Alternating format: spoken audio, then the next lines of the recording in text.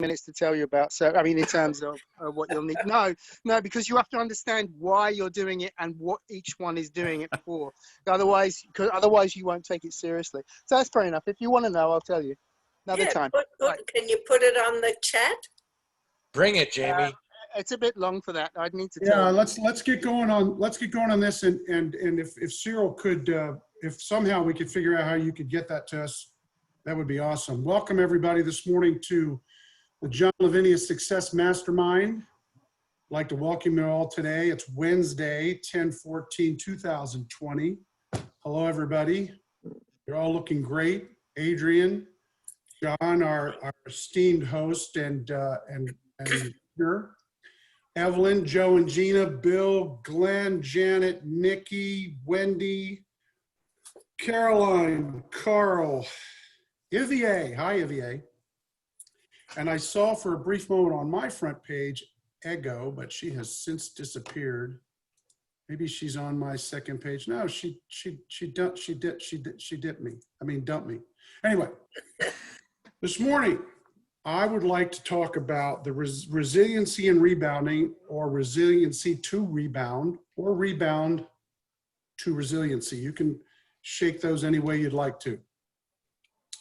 I would like to dip into some real life stories that I have experienced, not personally. I don't watch a lot of television, but I do once in a while will binge on Netflix on a Sunday when it's raining here, as it is 80% of my life. In the Northwest in the States. And I found a program on Netflix called Chef's Table. Who here would consider themselves, with a raise of their hand, a foodie? Not John. Wow, that was a disgruntled shake of the head.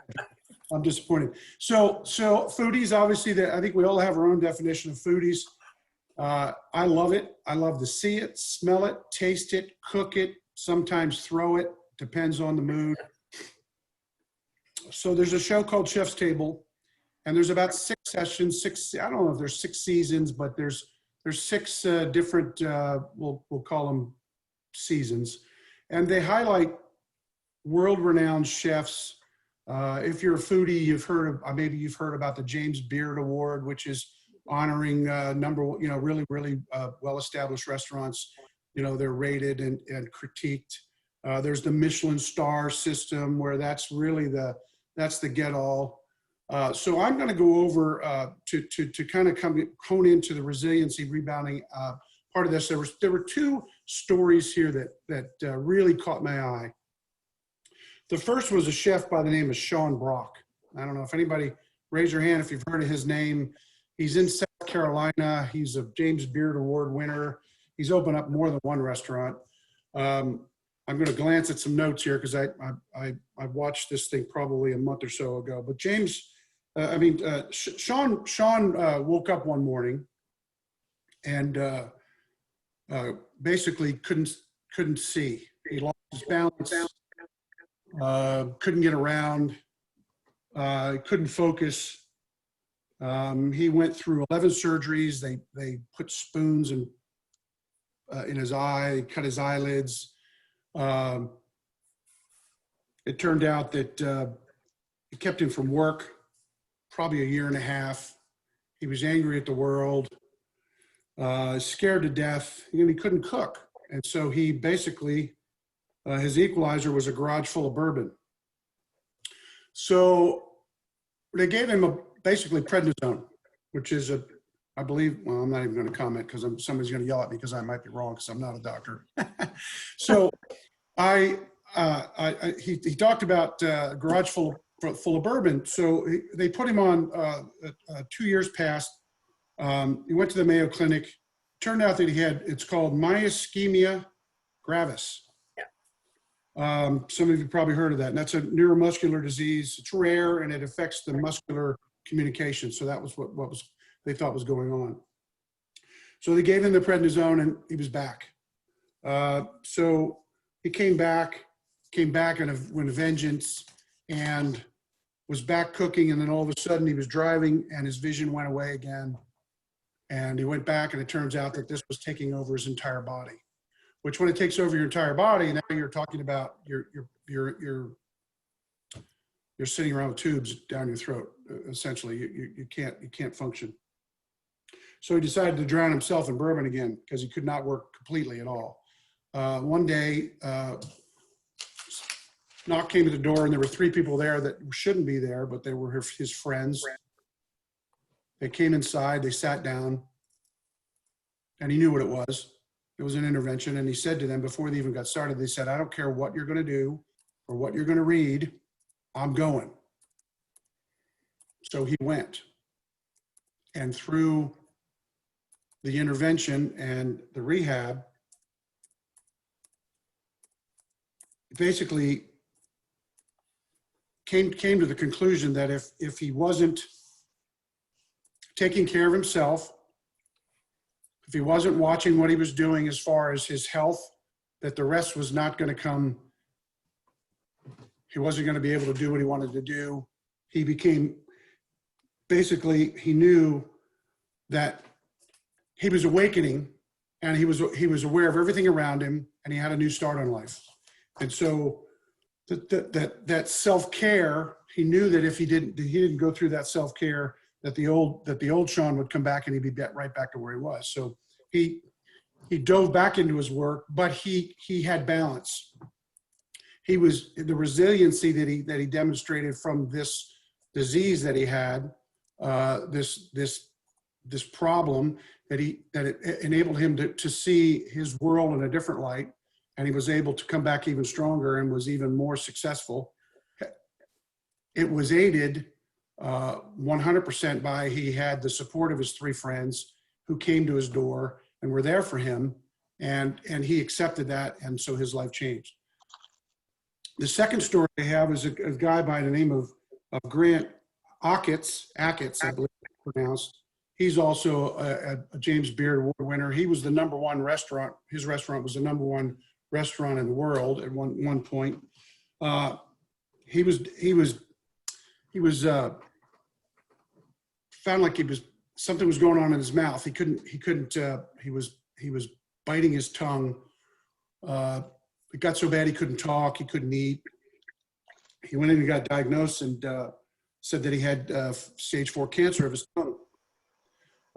So he pushed it away, went back in, they looked at it again and said, okay, how do we fix this? He said, well, we're going to take out about 70% of your tongue. We're going to take away your mandible. We're going to cut out 2 sides of your neck, and you still have a 70% chance of dying. So he basically had a partner, and his partner asked him, he said, well, what are you going to do? He says, well, I guess I'm going to die. So he's going to go off and do privately and quietly. And his partner said, well, it's going to get into the public, so we're going to need to write a statement. So he didn't want to have anything to do with the statement. His partner wrote the statement anyway, and so it made it public. And the University of Chicago called them and said, listen, you need to get him in here. We think we can help. So they brought him in, and they said, well, we think we can do this differently. We think we can do it in a manner that's nobody's really done. It's going to be experimental, yes, but we believe that in the end result is a 70% chance of living. So this was the rebound. So he went in and he had chemo and radiation, and they basically just radiated him. And then so in that, the skin died and peeled away and began to build back. But what happened was he lost his taste buds. Now imagine being a James Beard Award winner, #1 restaurant in the country, supreme chef, and you can't taste your food. So what he had to do was he had to rely on others. And what he ended up doing by relying on others was, in order to be able to effectively communicate with them about what he'd like to see on the plates that were going to go out of the kitchen, the dishes that were being made, he started to sketch. Okay, this is the rebound part and the resiliency part. He instead of here, and so what happened is he started to sketch the dishes, and he started to give the seasonings and the taste and the spices a level. So the descriptions were then transferred to his staff, and they were able to effectively interpret that and put it on in the dishes and on the plates for him, so that he could accept that. But being sick taught him how to be a chef again, how to bring it from here to here. And that what he realized was that taking that idea, that nugget, that handing it, bringing the idea to fruition, that little nugget of a thought, and giving it to somebody else was what he needed to do, rather than be controlling. Because prior to this, what he did was, see, everything that went out the door got his approval. He couldn't let anything, the control was just too much. So what he realized with this new life, this rebound, this newfound idea of how to cook, which came from his mind, not from his taste buds, was to rely on those that were as good around him as he was. So his taste came back in waves. So and as it came back as kids, our taste is not as complex. We don't have the maturity and the mental bandwidth to understand what we're tasting. So as we get older, we tend to those become more focused. And so what he got to experience at the age of 30 was a brand new start, a rebound, a resiliency, so to speak, of his taste and what he was tasting for the first time. And so it allowed him to go and create things beyond his wildest dreams, and with the help of others, having other people support him and be with him in this endeavor. So by hitting the rock bottom from a health standpoint, we were talking a little bit about that, not Gail, that you're not rock bottom, but we have health issues as we go along in our lives. We tend to not ask for help. We tend to not look for help. We tend to try to do it on our own. And so for him to get to this point where his life, his entire life, his world was crashing in because he couldn't taste. First of all, he thought he was going to die. Second, he lost his taste. He found ways to come back, to bring that newfound tasting mechanism into his world with the help of others to be even greater. I wanted to make a comment about something yesterday. We talk about, the help of others, and these guys are on a world stage. They're getting judged. They're getting critiqued. There was a point there where he thought he'd never have anybody come into the restaurant again. He thought that, people would get out that he was the guy, the chef that couldn't taste, so the food wouldn't taste good anymore. I mean, there was all kinds of stuff going on. There were naysayers. Stuart talked yesterday about naysayers and pulling back from naysayers. There's other people that you'd want to stay away from when you're in this kind of a situation, and those are the still people, right? They're still complaining. They're still broke. They're still hating. They're still nowhere.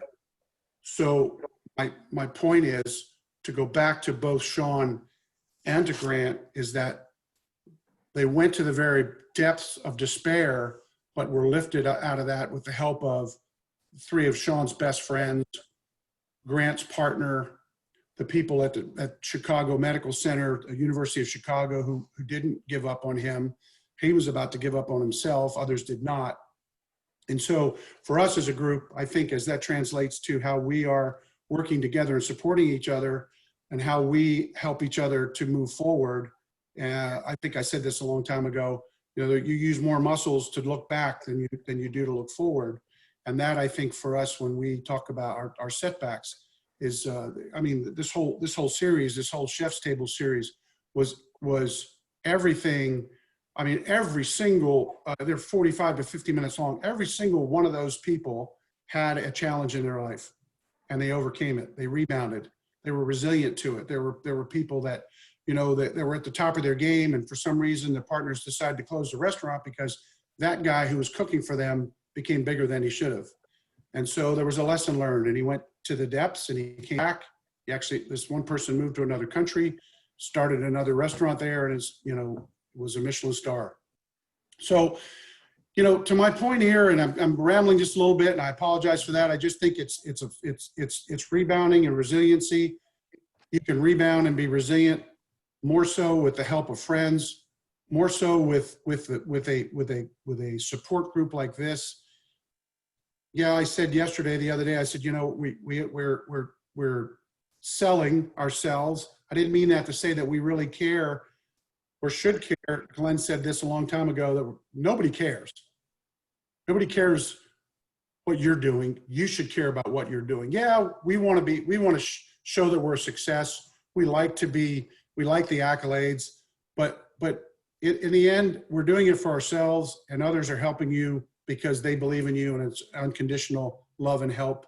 And that's why we're all here. I think I can tell you that's why I'm here.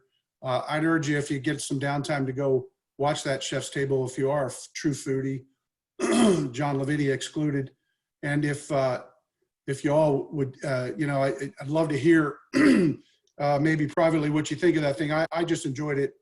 The stories, the music that they played, this thing, the photography.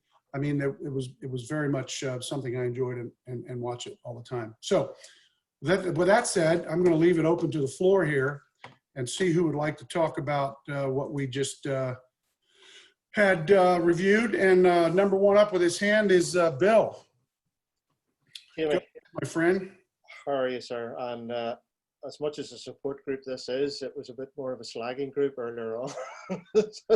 So, and yeah, I'd like to withdraw my doctor's notes from that discussion. Thanks, Gail. I watched that program and was mightily inspired by it. For any of those, and I'm probably speaking to Mr. Lavenia directly here, who don't go to the fine dining restaurants, you're missing out. You're missing out on some of the greatest tastes, the greatest sensations, and the best way to make you feel special when you're there having the food. Yep, there's nothing, I like nothing better than a bowl of Irish stew and a pint of Guinness, but it's pretty awesome when you go with these, and I can get exactly where you're coming from, Jaime, in regards to that. You clearly are a man of fine tastes and a good connoisseur of Irish whiskey, probably. We don't do anything on our own. We try to, and we're all rubbish at it. Every time that I went through all my bad patches, right down to exactly the same as some of these chefs, and deciding that enough was enough and you were opting out of life. It's only when people intervened, and just as Jimmy mentioned there about the three friends making that intervention, A, they saved that guy's life, no matter what, and B, it gave him the wherewithal and the guidance to get the help he needed.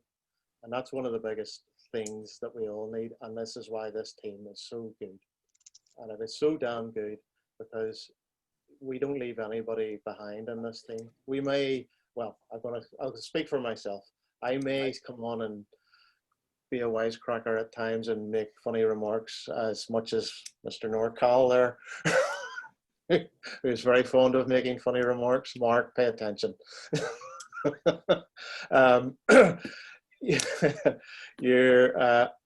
But we don't leave anybody behind. We bring everybody with us, and that's only but right.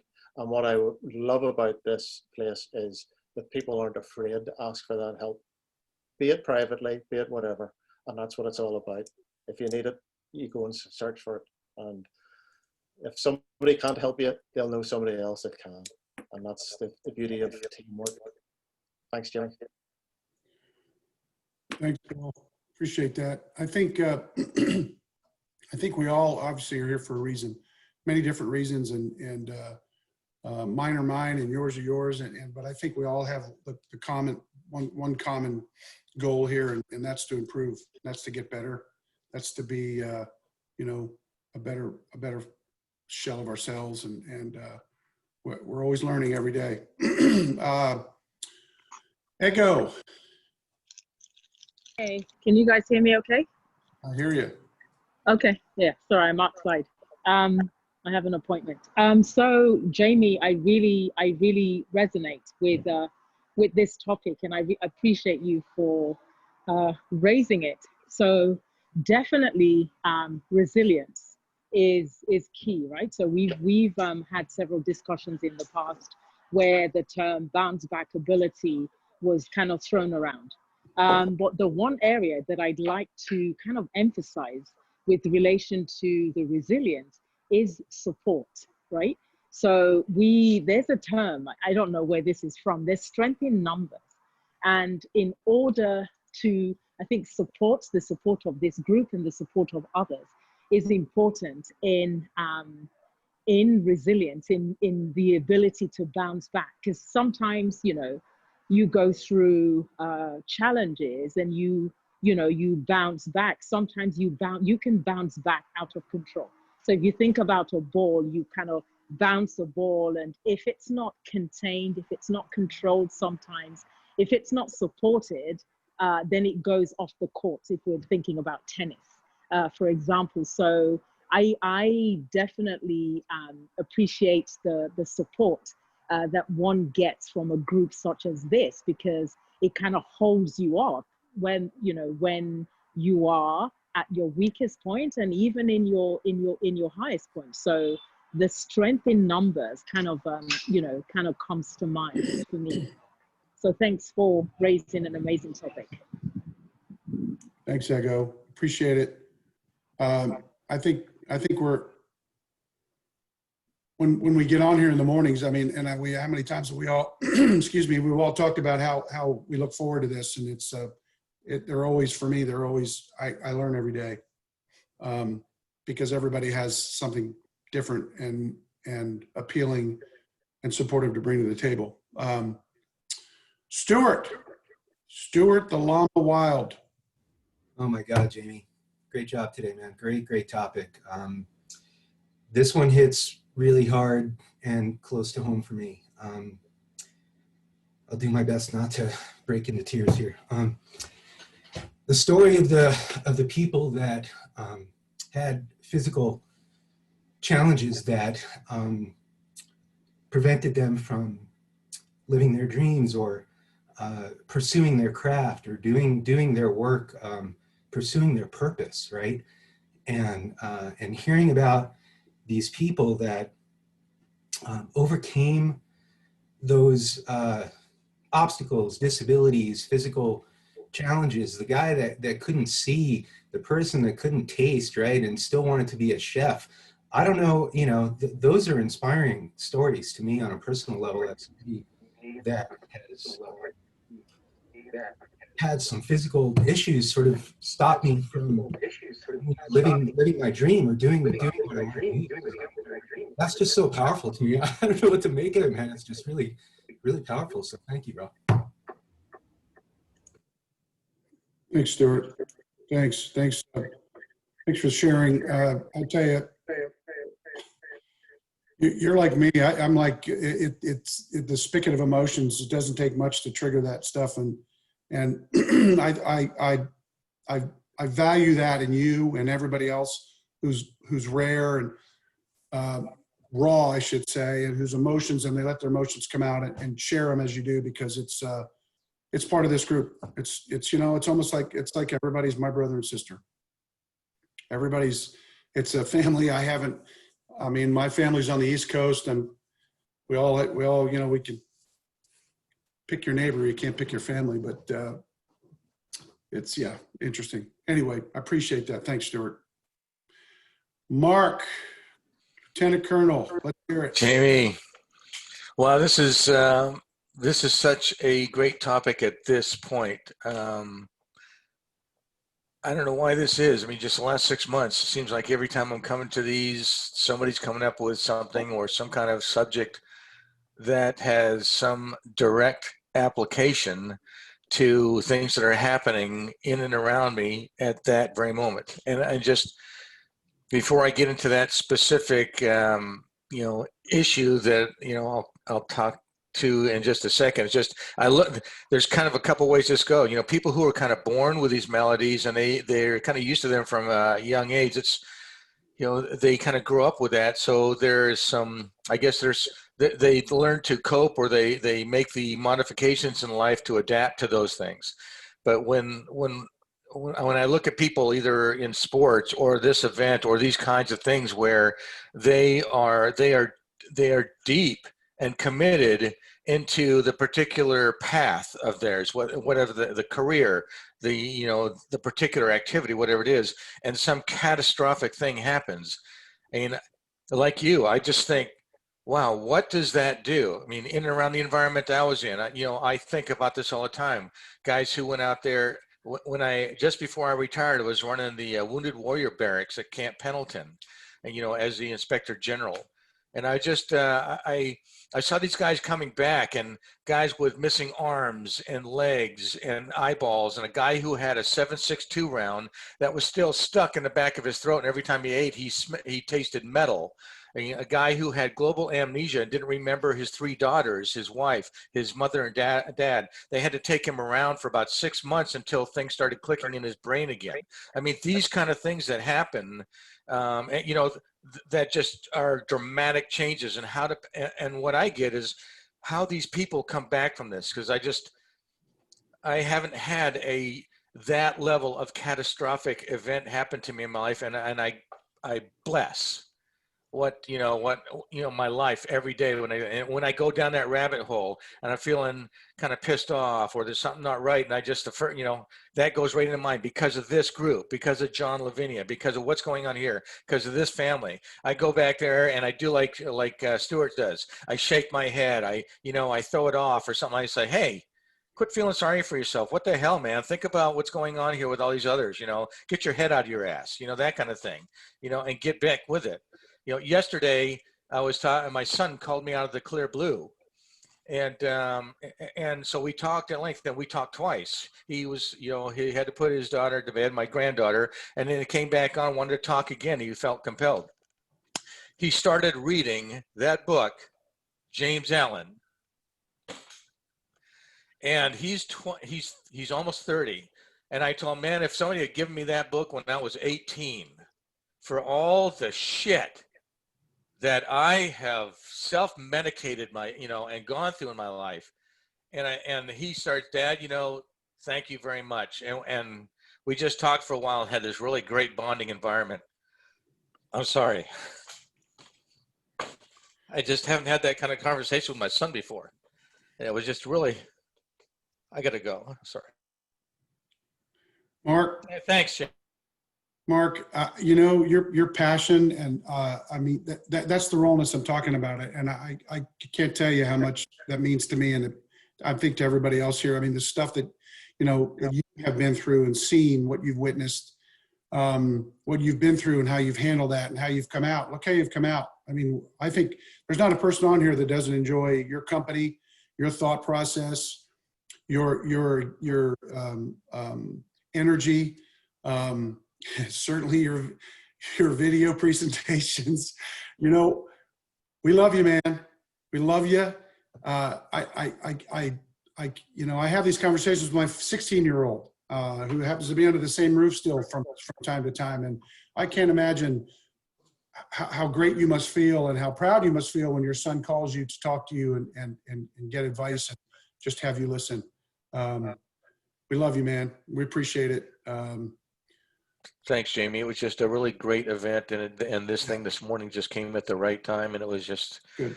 Wow, I can't believe, man, we're just like, we're locking horns now in a very good way. It's, it was, wow, it was a milestone. I can't say enough. Awesome. Thanks. We all love it.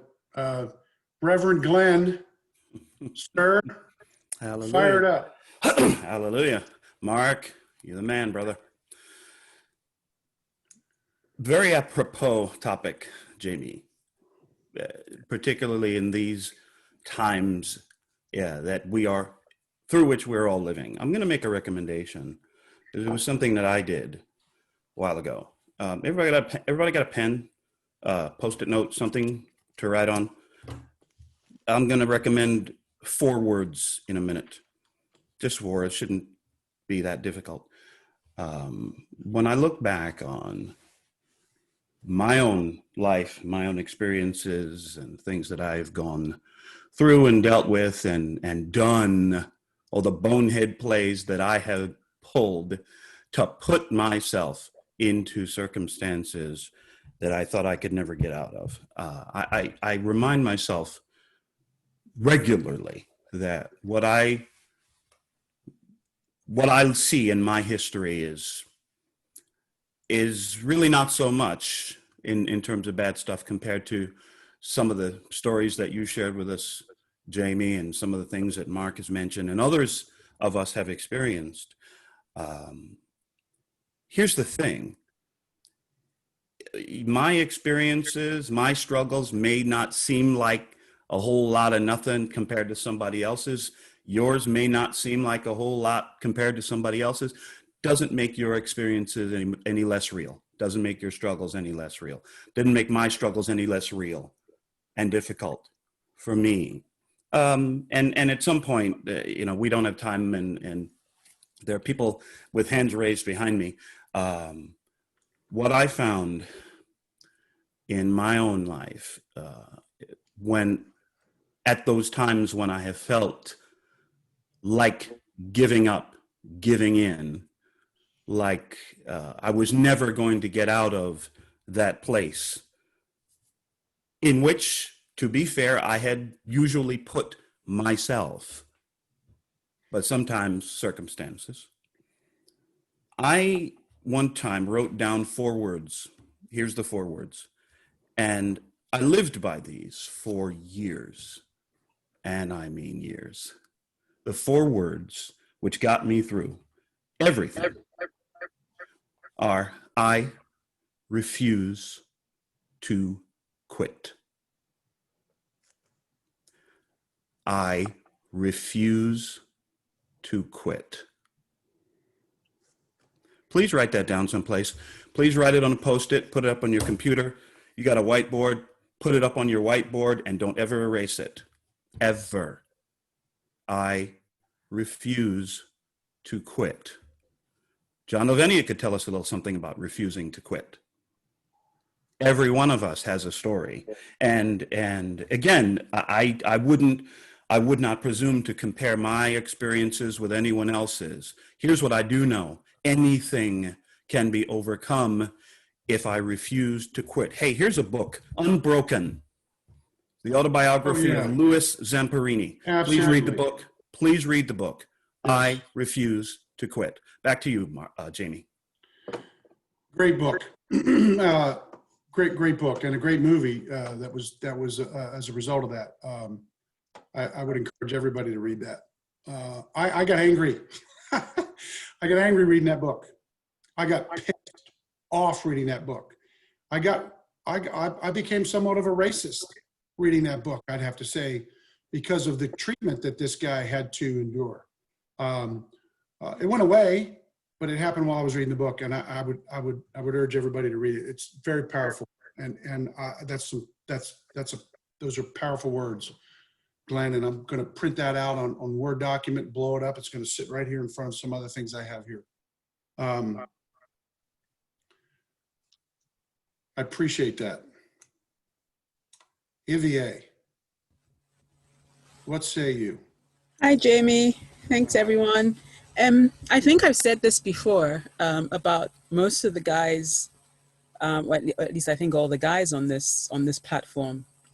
You guys are so secure in your maleness, in your masculinity, in your manhood, that you're prepared to show up and show your vulnerable sides.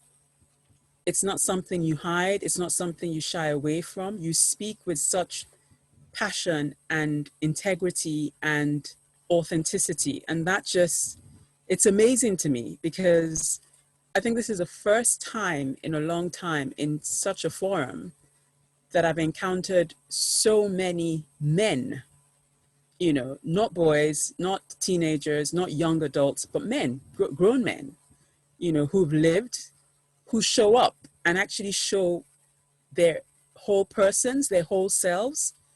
You know, you guys are true to the call, to the cause. You know, you speak from your hearts. And so I commend each and every one of you for that. It's priceless. It is something that is not normal or usual in today's world. And I think it's something we need a lot more of. So you guys are role models. You're you know, I take my hat off to you guys. I appreciate you I respect you guys. I honor you. I mean, we probably don't say this enough because, I mean, these are the kind of men we need today. These are the kind of men that are going to change society. These are the kind of men that, you know, I don't mind following, you know, take the lead. It's all good. So I think we need to get credit where credit is due. So you guys just showing up, you know, Bill, Jaime, Stuart, Mark, Glenn, you know, you guys are amazing. Adrian, you know, just all of you. Ace Man, you know, I can go on and on. I mean, you know yourselves on this call, you know, you show up and you show up every time, you know, and you show the hard side, the soft side, you know, you're present, you're fully present. And I commend you for that. So that's the first thing I wanted to say. The second thing I wanted to say was I got reminded today, I went out for a run when the weather broke and I was listening to a podcast and the lady who was talking said, we must never forget that we've got so much to be grateful for. And what she said was, you know, all you need to do is go into a psychiatric ward or go into a hospital or go into, you know, a home for abused women or go into an orphanage. I mean, they're examples and reasons all around us every day that remind us why we need to be grateful. And she said something about starting a journal, you know, of gratitude. Just, you know, when you wake up in the morning or before you go to bed at night, just list the things you're grateful for, you know, so whether it's health, whether it's hope, whether it's a job in these trying times, whether it's a business that's, you know, that's still able to pay the bills, to keep that roof over their head, keep the lights on, whether it's appetite or the ability to chew, to eat, you know, don't take anything for granted because there are people out there that, you know, they have food. I mean, the pantry's full, you know, and they can probably cook, but they can't eat the stuff. They either don't have teeth or can't taste anything or don't even have the strength, right, to lift the spoon to their mouths. So there's just so much, you know, that if we looked around, we could be grateful for. And the third thing, that listening to that podcast then took me back to, there was something I heard, I don't know if it's real or not, but in a conference setting, everybody in the room was told to write down what was bugging them the most. So their pressing need, their problem, what they thought kept them awake at night, to write it on a piece of paper and fold it up and put it on the platform, on the podium, and just throw it out there. And so everyone did this, or at least as many people as wanted to participate. And then the speaker went and just muddled everything together. So again, I made a mishmash of everything and then asked each person who had put a piece of paper down to come and pick one up.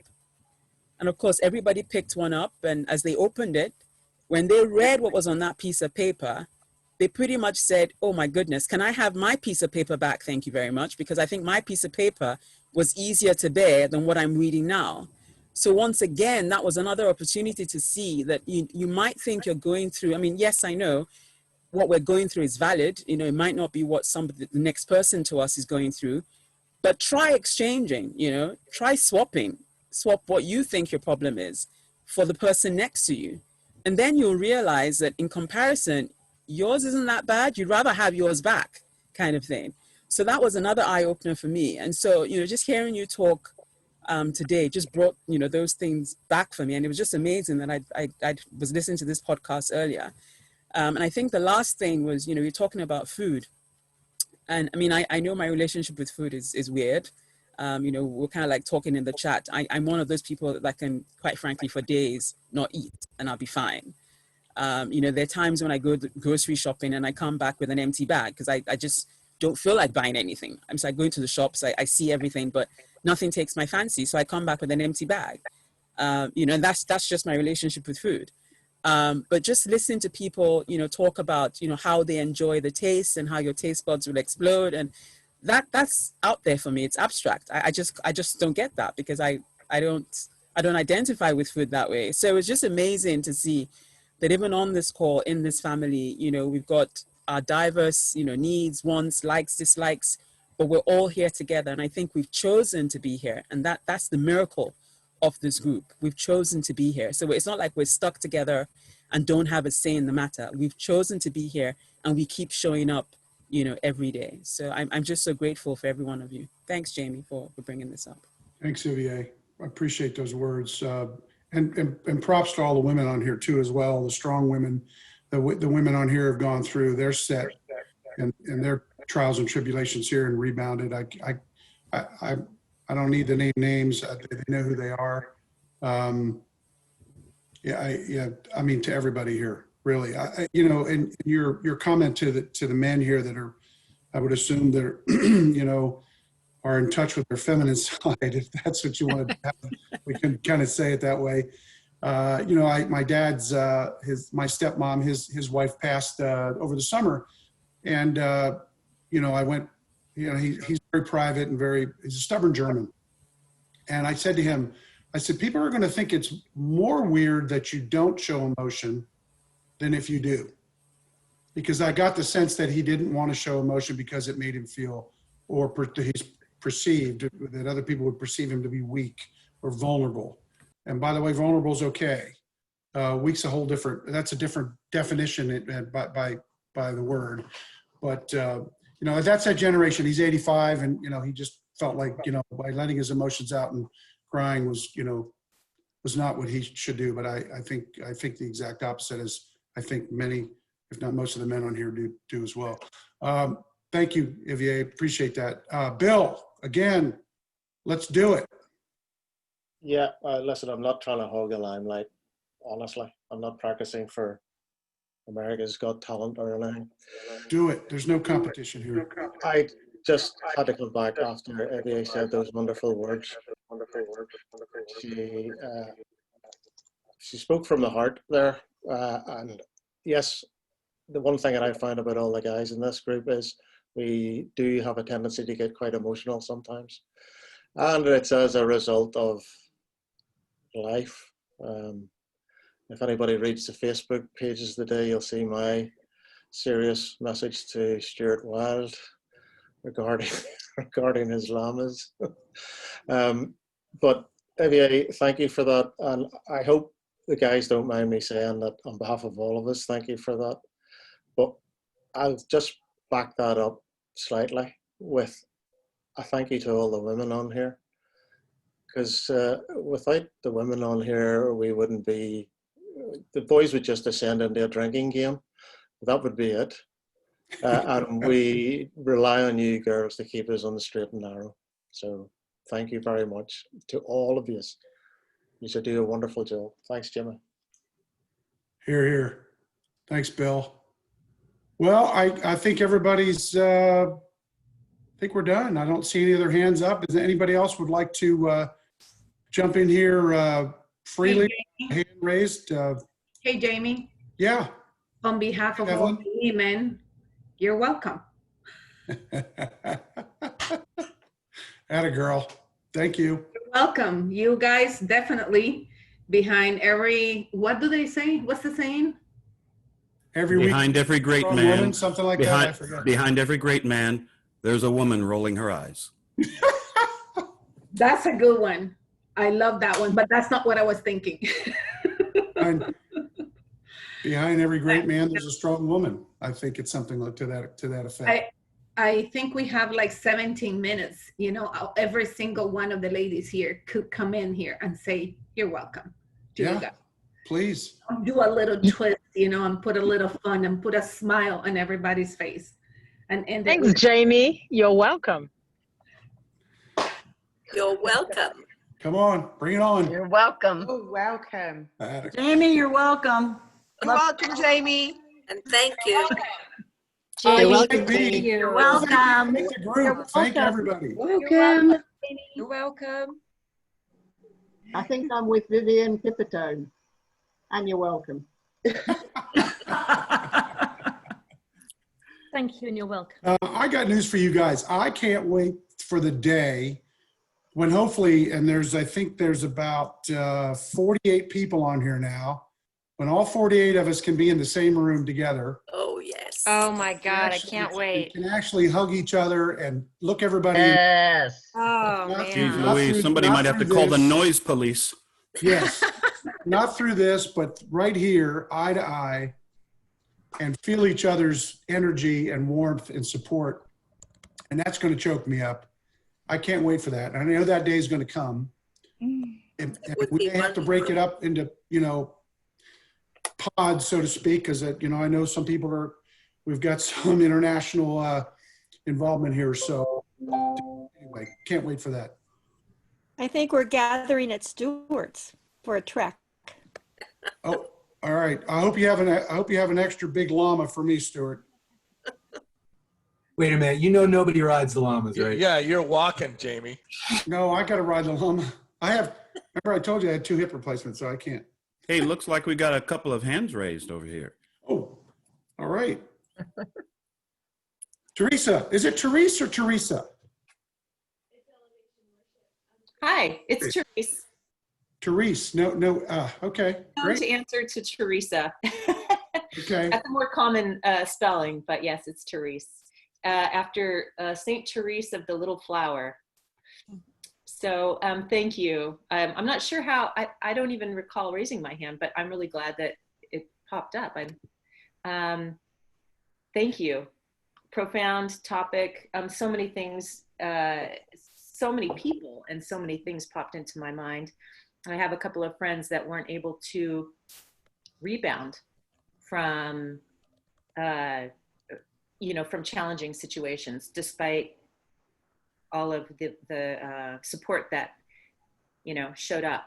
And so sometimes we can't control that. So I guess my mind was kind of occupied in that space. And I have a lot of gratitude for you bringing those stories to the forefront of my mind. And I'm going to go watch the story of the chef in particular that lost his taste and had cancer of the tongue. That's really profound. So thank you. And I'm going to just send some gratitude out to them, because my friends that weren't able to move beyond and rebound, because of course those moments teach us so much about how precious life is. And again, every day this group teaches me about that and moves me past these things that are just life, right? And we can get so bound up in the occurrences that happen. And I think more and more, I'm just getting stronger and stronger at being able to like roll over those like a little bump, in the road, instead of like this huge, this huge dive or divide. So thank you, I guess. Thank you, everyone. And yes, what a stellar group. I don't know. We were all looking for each other. And John was our conduit to finding one another. The universe put us all together, and it's a wonderful group of men and women, teachers, healers, leaders. Thank you. Thanks. Thanks, Therese. Awesome. Awesome. I see Nancy's got her hand up. Hi guys. I had some technical stuff go on, and then I realized, oh, I can get on with my phone. Duh. Anyways, I missed the entire presentation, so I have no idea what you talked about. However, I want to say, so I'll have to go back and listen. Want to say just, it sounds like part of it was just talking again about the potency of this group and how this group has really helped people kind of rise above challenging times. Perhaps maybe that's part of it, but I just wanted to say thank you for all the men that are on here. Thank you for all the women. Each of you have such a unique and beautiful story. And I have just, it was kind of crazy. Like I was thinking about Mark talking about like this being your morning coffee. Like I've been on this, I keep calling it a show. I've been on this show, this presentation program, every morning, maybe missed a couple, but it's like when you can't get on, you're like, oh my God, where are my people? So it really has impacted my life. It has raised the value of what I'm up to, how I see myself. I can't say enough. Just thank you, thank you, thank you to each one of you here.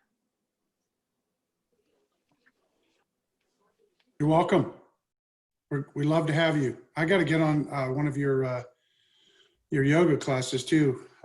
Yeah, that would be amazing. I got to do it. I would love that. I think I have a hard time trying to follow on this little laptop, so I have to figure out how to get it on my television. Anyway. Yoga's awesome, by the way. In fact, Nancy, do you want to announce your new time for that? I do. Thank you so much. 12:30 12:30, which is holy smokes, that's PST, John. That's is that for US time? Thank you so much. And that's 8:30 at night in the UK. So if you want to end your evening with a little yogic experience, there's that. Great. And I can That'll start tomorrow, guys. I can second that. It's amazing. I haven't managed to get there many times, but it's really good. So Koila, thank you so much. So whoever wants to come on, come on. I'm happy to support you. I love you guys. Thanks, Nancy. Hopefully to see you tomorrow. Reverend Glenn has his hand up again, and I'll hear it.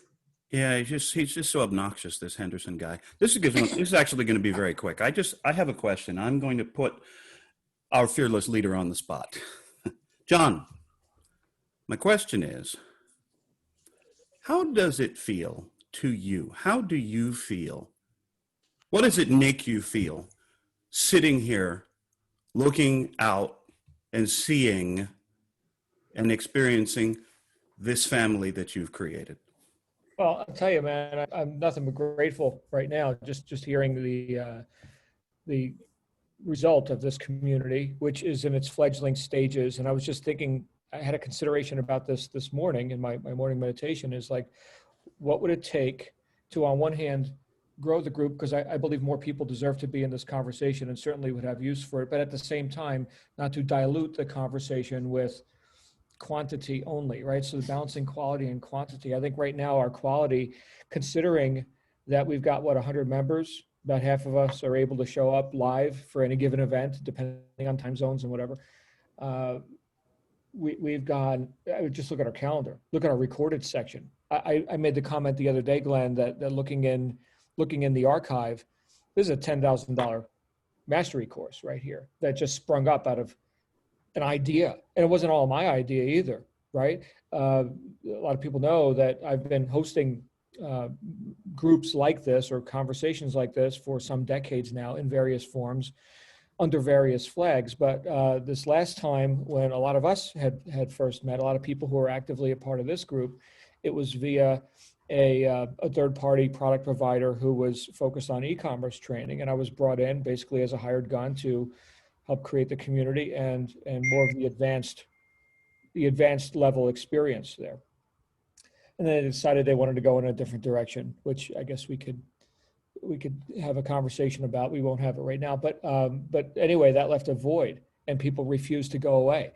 So here they are, right? You just wouldn't go away. Okay, well then let's do this mastermind thing. So now, for the first time ever, we've got autonomy, and we're going to fly our own flag here. So I tell you what, great question, Glenn, and the emotions are plentiful.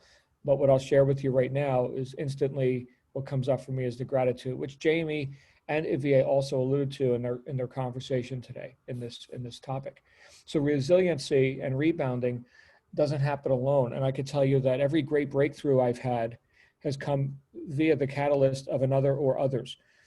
I haven't done it alone. Same thing with this, I think, breakthrough group right here. So this is a demonstration right now of resiliency of people, not just me, but of people, because we've got what we want. And you know what? If not for this, where would we be? Here's the other question about it, right? So if I don't rebound, Jaime, right, Nancy, Giovanna, right? If I don't rebound, well, then what? Sit here, crawl under a rock and die? I don't know. What's the alternative, right? I have nothing else to do except rebound. Well, then let's rebound that. Think about that. Therese was mentioning the people who haven't, and the emotion that comes up there when I consider that, apathy. I've lived in apathy for part of my life. Miserable. Mark was talking about self-medicating. That's a condition of apathy. Why bother trying? There's no use. Anybody want to sign up for that deal? Oh, please. Right? So anyway, I'm so grateful that we've got this, including and especially in the face of COVID and whatever. I'm in Salt Lake City right now, in case you didn't notice. Yeah. Right. And just coming here, I used to live here, right? But coming here from Phoenix and noticing some of the things that I didn't expect, like Salt Lake is on more of a, like, wear your mask, lockdown, you can't eat at the restaurant, you got to take out only. Salt Lake is doing more of that than Phoenix. And I figured Salt Lake would be business as usual. Well, Phoenix is pretty much business as usual. Salt Lake is a bit more cautious, I guess I would say.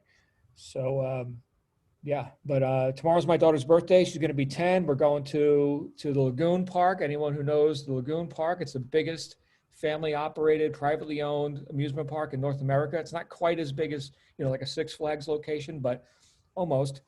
And she's big enough to ride the Cannibal, which is a big, scary roller coaster, one of a kind. The Cannibal. We're going to ride it. I'm done talking. I've got to go host another meeting. I'm going to shut up. Thank you, guys. Thank you, Glenn, for prompting me. Great question, Glenn. Thanks for asking that. It was great to hear that part of your brain, John, that motivates you for these kinds of things. And I think we all can conclude that we'll thank that third party for bringing us all together on this platform, in this venue. It's well worth the dollars and the time spent prior to that, and still, involved in it. Some of us are. I'd choose to take it on the positive and thank them for that 3 times, 4 times, 10 times over. So I don't think anybody else has their hand up.